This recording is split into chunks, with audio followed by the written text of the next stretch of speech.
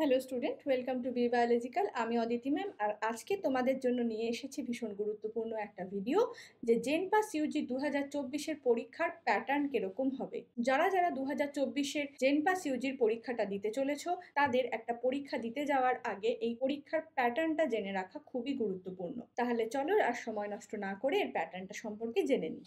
প্রথমেই দেখো, জেনপাস ইউজিতে দুটো পেপারে পরীক্ষা হয়, একটা পেপার 1, একটা পেপার 2। পেপার 2 শুধুমাত্র বিএইচএ যারা করতে চায়, অর্থাৎ ব্যাচেলর ইন হসপিটাল অ্যাডমিনিস্ট্রেশন, তাদের জন্য। প্রথমে আমি পেপার 1 নিয়ে কথা বলবো, তারপরে পেপার 2 বিষয়ে জানাবো। পেপার 1-এ দেখো, ফিজিক্স, কেমিস্ট্রি, বায়োলজি, ইংলিশ আর লজিক্যাল রিজনিং এর উপরে পরীক্ষা হয়। আর এই ফিজিক্স, কেমিস্ট্রি, বায়োলজি দুটো ক্যাটাগরিতে পরীক্ষা হয়, ক্যাটাগরি 1 আর ক্যাটাগরি 2। ক্যাটাগরি 1-এ থাকে 15টা করে প্রশ্ন, যার এক একটার মার্কস থাকে 1 নাম্বার করে, 1 মার্কস।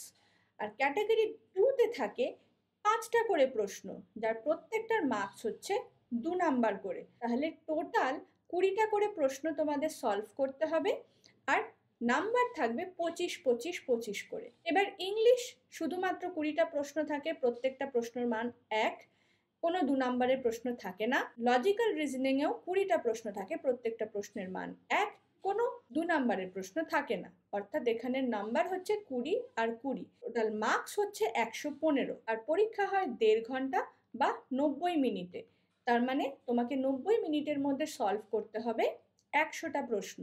এক একটা প্রশ্নের জন্য তুমি কিন্তু 1 মিনিটেরও কম সময় পাবে।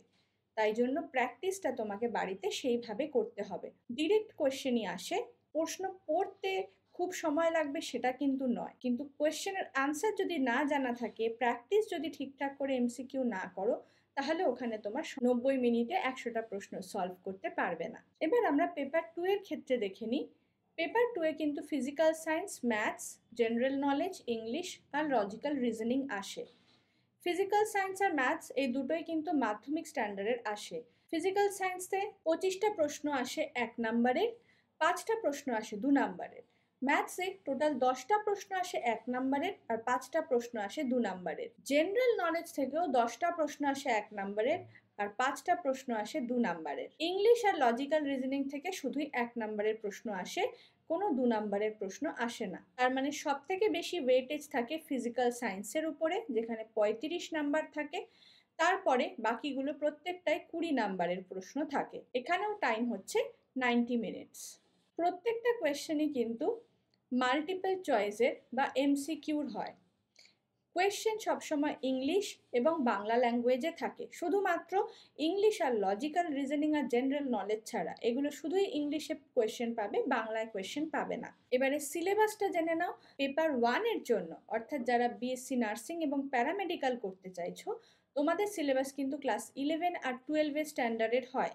আর দুটো থেকেই পরীক্ষায় প্রশ্ন আসে। মূলত ওয়েস্ট বেঙ্গল বোর্ডের যে সিলেবাস, সেইটা ভালো করে পড়ে গেলে এই পেপার 1-এর পরীক্ষাটা তোমরা ভালো করে ক্লিয়ার করতে পারবে। এবার পেপার 2-এরটা দেখো, যেটা শুধু বিএইচ এর জন্য পরীক্ষা হয়, ব্যাচেলর ইন হসপিটাল অ্যাডমিনিস্ট্রেশন। সেখানের সিলেবাস কিন্তু ক্লাস 10 স্ট্যান্ডার্ডের হয়। জেনারেল নলেজ, বেসিক ইংলিশ আর লজিক্যাল রিজনিং এটা 12 স্ট্যান্ডার্ডেরই কোয়েশ্চেন আসে। তবে এগুলোর প্রশ্ন কিন্তু তুলনামূলকভাবে সোজা আসে। আশা করি তোমরা দুটো পেপারেরই এক্সামিনেশন প্যাটার্ন, কোয়েশ্চেন প্যাটার্ন খুব ভালো করে বুঝতে পেরে গেছো। যদি ভিডিওটা ভালো লাগে তবে অবশ্যই একটা লাইক করো।